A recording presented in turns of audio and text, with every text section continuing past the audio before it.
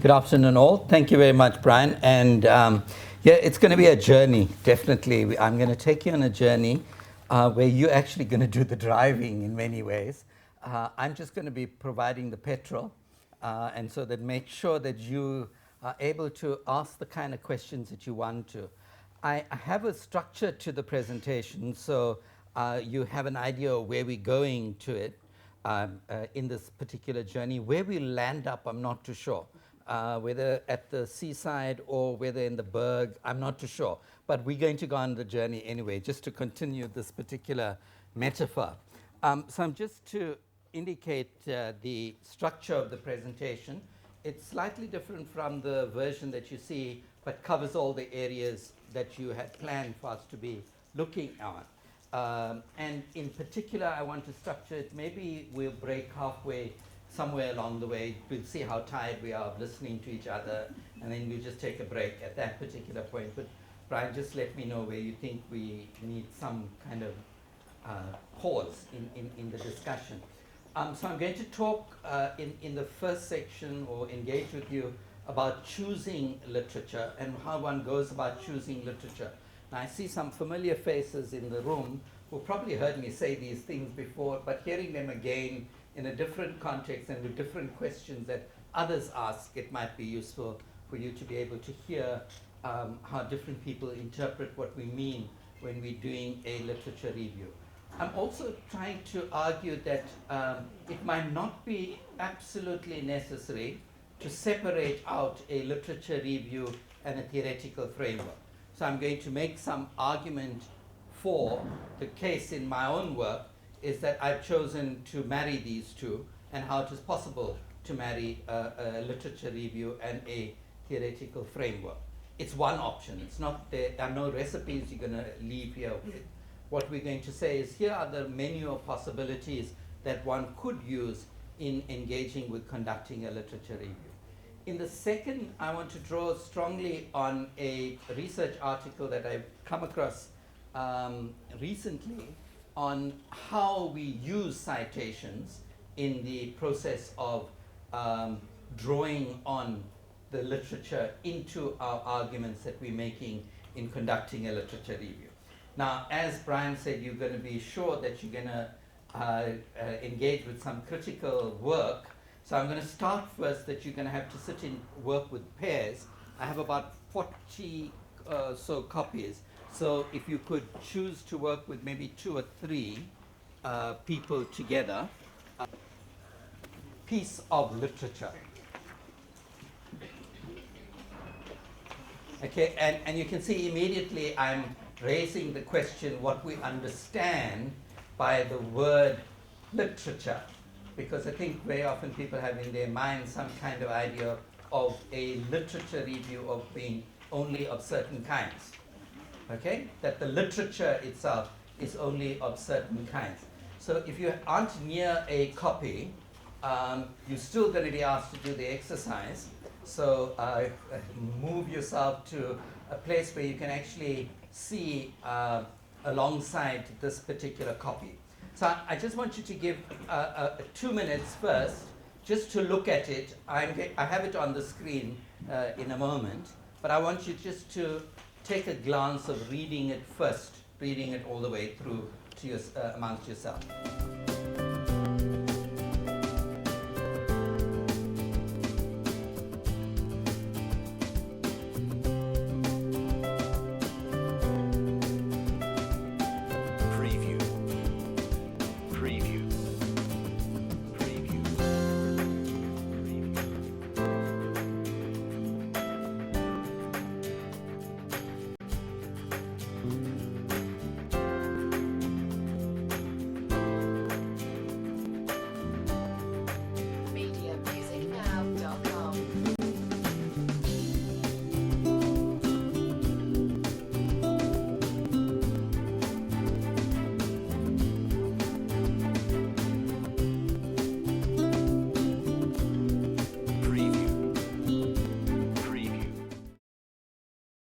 We're going to divide you into two.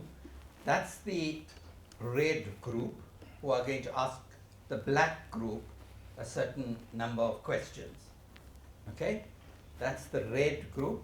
So every time you see red writing, that's when that group starts working. And when the black group is the rest of the group. Okay? And we're going to read the poem. All right? So for example, we have here, that's the black group. So we're going to say together, black group, starting 1, 2, 3. We're going to do a rehearsal first, and then we're going to do the performance. Black group, you can use the microphones if you want to. The black group, first, this is your line. Okay? So, parable is the red group. Okay? And the first line is the black group. Got it? Okay. 1, 2, 3. Parable. Two neighbors who were rather dense considered that the mutual fence. Okay, now we've got to put more energy into this, all right? Now, you have to pick up a rhythm here, all right? You need to engage the. Note the rhythm of the poem that you're trying to pick up, right? As you're trying to tell the story. It's telling the story of something that's happening between two neighbors, and the way in which two neighbors relate to each other, in the way in which they're trying to establish a relationship with each other. Okay? Now we're starting again. Two neighbors who were rather dense considered that their mutual friends were more symbolic of their peace, which they maintained never cease. If each about his house and garden set up a more substantial warden, quickly cleared away the fence to build a wall against fences. and soon their little plots of ground were barricaded all around. Yet still they added stone to stone, as if they would never be done. When we never seemed to tire, the other shouted, higher, higher. Thus, day by day, in their unease, they built the battlements of peace, whose shadows, like a gathering blot, darkened on each neglected spot, until the ground so overcast became a rank and weedy waste. Now in obsession they operate, jealous, proud, and full of faith. And lest they fall lack of stone, they pull their dwelling houses down.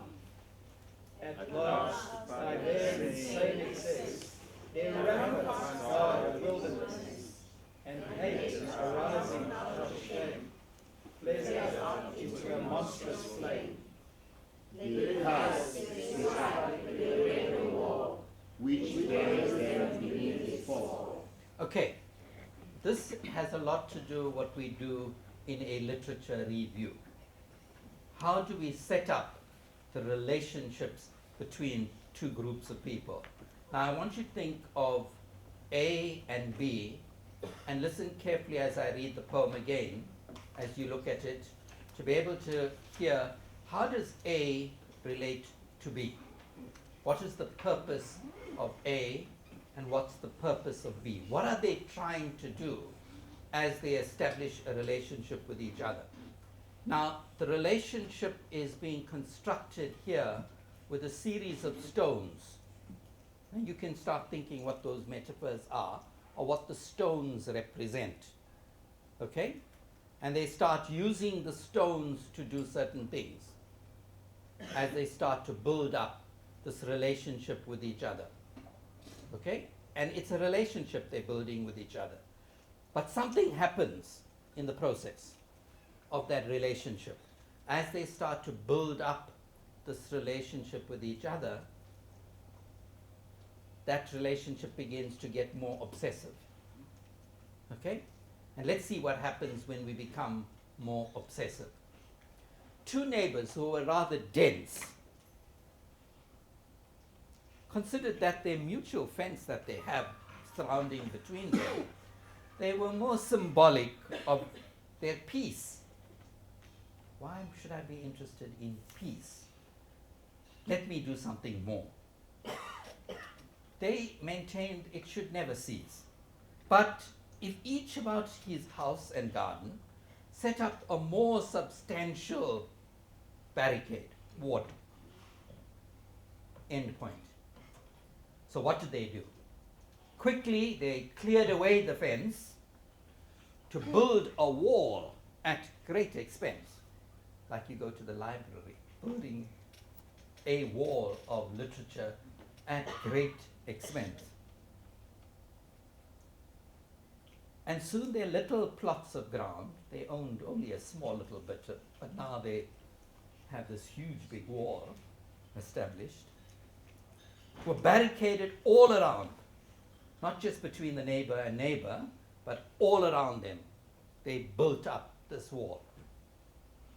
They added stone to stone as if they would never be done. Maybe it reflects some of us as we're engaging with our literature reviews, just adding and adding and adding more and more stones to surround ourselves. Okay? And when one neighbor seems to get tired, okay, Ratna's not doing so well, let me show you how I can do better. All right? The other one started to shout, higher, higher. Let's get some more stones and build the wall even higher. Thus, day by day, in their unease, they built what they were calling now battlements of peace, trying to establish everybody, to make everybody happy by building more walls between oneself and the other on the opposite side. And then the shadow of those walls, like a gathering blot, like an ink blot, darkened each plot because they started to neglect what is inside because they're so concerned with presenting the wall between them. Until the ground in their own homes and gardens became so overcast and became a rank and weedy waste. So now, in obsession, what am I going to do about it? The literature is causing me the problem. The wall is causing me the problem. They uprear. Jealous, proud, and full of fear, they pull even their houses down. Okay? Because they want more stones. At last, by their insane excess, some of us as doctoral students are in that category, insane excess, all right, and an insane excess, their ramparts will guard a wilderness because everything else seems to be neglected. Everything about themselves, their lives, who they are, what they are, because they're so obsessed with being able to engage with this wall construction. And hate arousing out of shame flares up in a monstrous flame. So what do? Then they start attacking. The source of the problem is not me, it's all of these stones. They curse, they strike, they blame, and they break down the wall. And what happens? The wall buries them beneath its fall. I think we need to be asking ourselves how we understand what we're trying to do in the literature as we start to engage with creating a relationship to the phenomenon that we study. What is it that we are studying? Or are you simply trying to build a wall of defense of your own position to close yourself off from any other possibilities of being and doing and seeing differently? If you do, you might be shouting higher, higher, okay? And in the process, you might end up burying yourself beneath the fall of that wall. When the wall suddenly you realize the problem is all of these stones that you've chosen are actually the problem. The problem of creating a relationship with the phenomenon and the person and the things that you are studying, your literature might actually be extremely crippling. Okay. William Socha is the organizer. Now, Aradhana, you're not allowed to participate in this one. I'm saying this because she and I are working on something, so she knows this already, okay? So you're just going to zip for this particular exercise. Okay, talk to the person next to you and organize this grouping. Organize it in any particular way.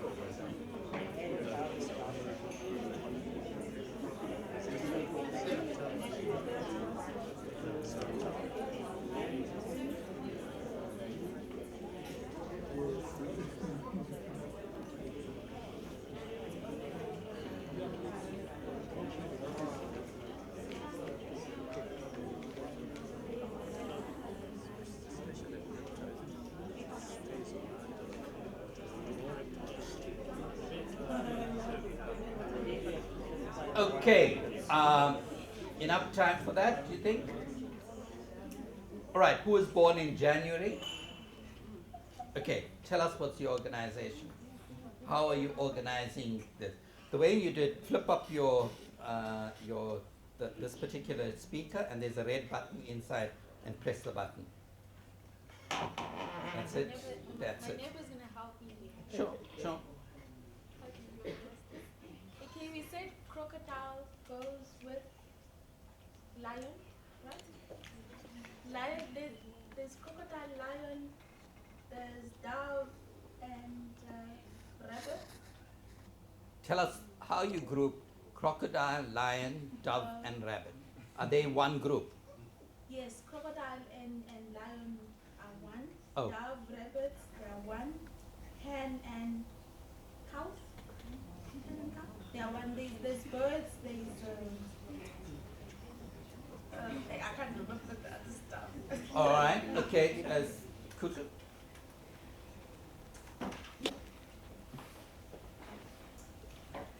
We organized cow and hen together.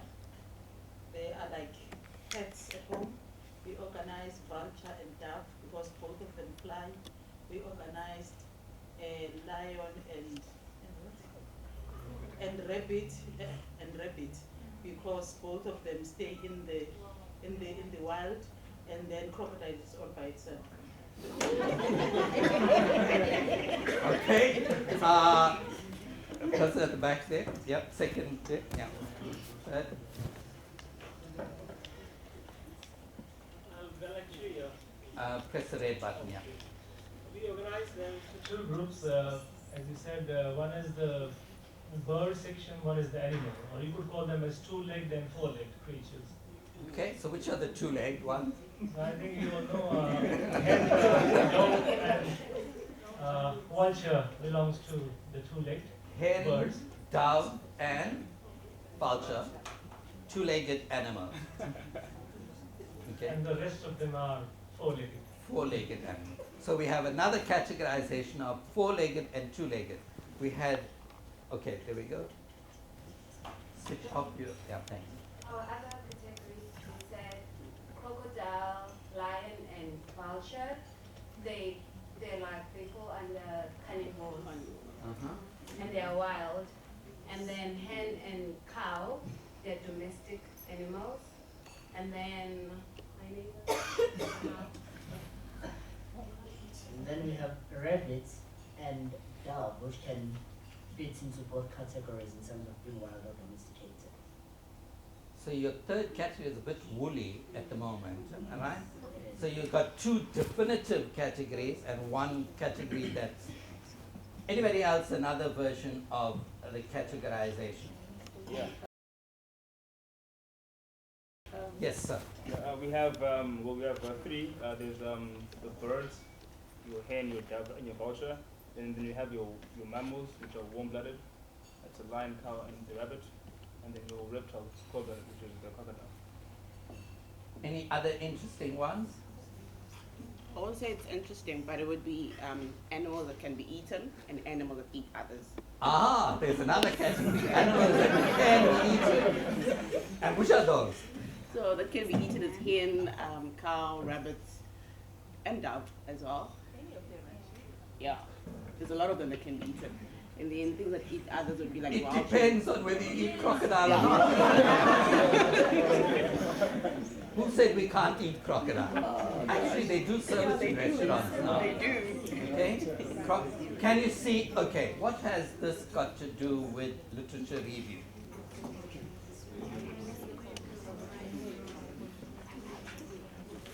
Yes, sir. Your information, yeah. I'd say it's got to do with setting things in order when you're presenting them in this literature review. Putting things in an order. Yeah. And who makes the order? You need to switch off. No, you need to switch your button off and then close it. Thank you. Yeah. Who makes the order is the researcher. Uh-huh. And so the researcher's theoretical framing or researcher's understanding creates the organizing frame. None of the organizing frames, by the way, are incorrect. It's not the literature that's the problem. It's the relationship that you bring in as the researcher to the literature that is the important issue. It's how you creating the organizing frame. So if you believe crocodiles cannot be eaten, you will organize it in a particular way. So it's not that the literature is bad or problematic. It is we need to have a question and an organizing frame for how you're going to manage the selections. What gets added in, which are going to be admitted. And if they are admitted, you can still create a new way of organizing the literature. So if the literature exists in that way, it doesn't mean that you have to take it to mean what everybody understands of animals versus birds. You could choose to represent it in another framing, and you need to be conscious about what that framing is to organize the literature. So the literature is not just simply a declaration of so-and-so said this, and so-and-so said this, and so-and-so said that. That's not, you're not doing a synthesis in the process of writing a literature review. You're not telling what is the literature itself. You're not describing the hen. You're not describing the vulture. You're describing the relationships between them and how they can be organized in a particular sequence. Now, here's one of the categories of the relationships between these. These are a description of lovers. The first category is troublesome lovers, people who nag all the time. Okay? Troublesome lovers. Okay? Or those who constantly surveilling where you're going, what you're doing. Real troublesome. No freedom, you want to be accountable to him or her all the time. What's he doing? Surveilling you. Because if you do something wrong, what's going to happen? Pounce on you. Right? But he waits for you to be dead. Okay? Then he'll pounce on you. All right?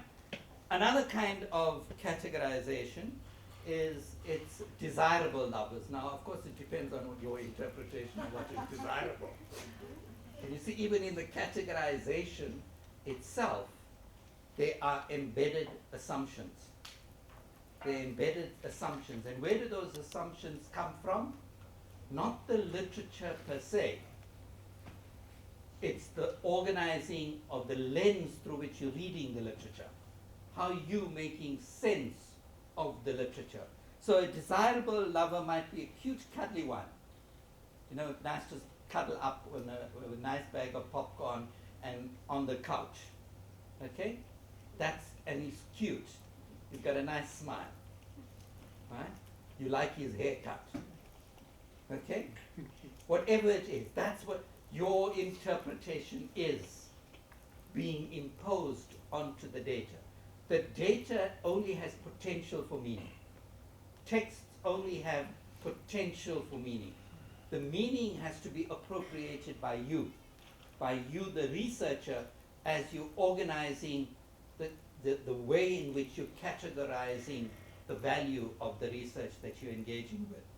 The lion, of course, some people think that to have a lover, a desirable lover, must be powerful. I think that's a problem, or influential. Okay? Too much power, too much influence might be a problem. But you can see in this categorization, this category will then say the lion is desirable. Okay? Another one is those who won't go to the gym, act like a real fat cow.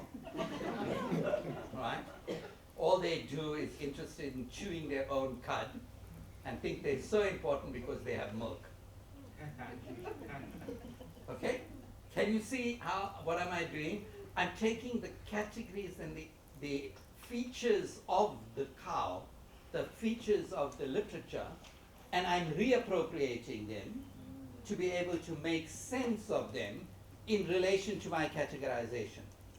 So the literature review is not just simply a listing of what everybody else has said. It's not just simply a creation of the wall going higher and higher and higher. Okay? To use the metaphor from the parable. It's an engagement with an argument. The literature is a debate.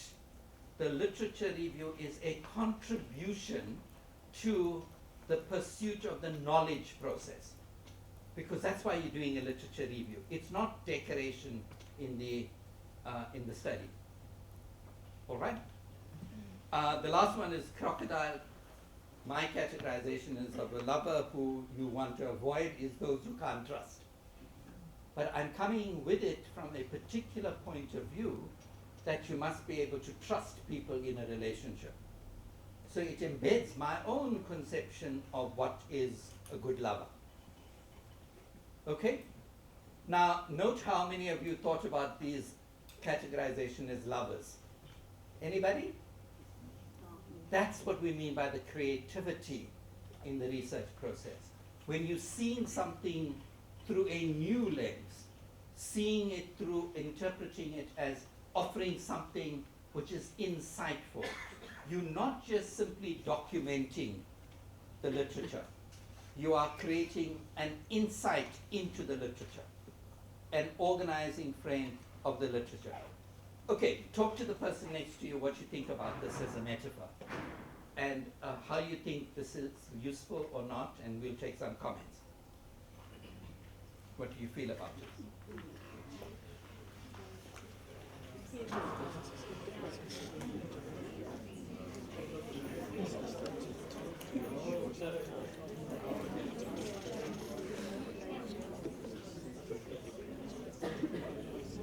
I thought you would be one of those. Some of them love it.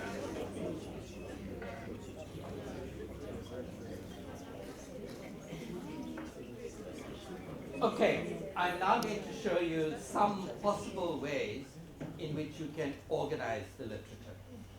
Okay, one possible way is to organize it as a series of paired constructs, like we had, good or bad, omnivore, carnivore. That's an organizing frame.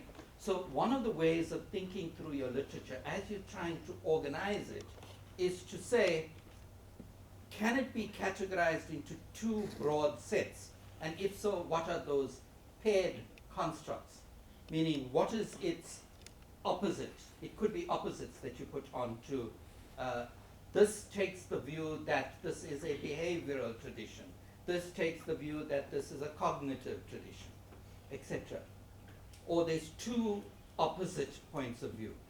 Another way of engaging it could be to organize it in the form of a varied set of possibilities where here's the two end points and there are middle grounds that happen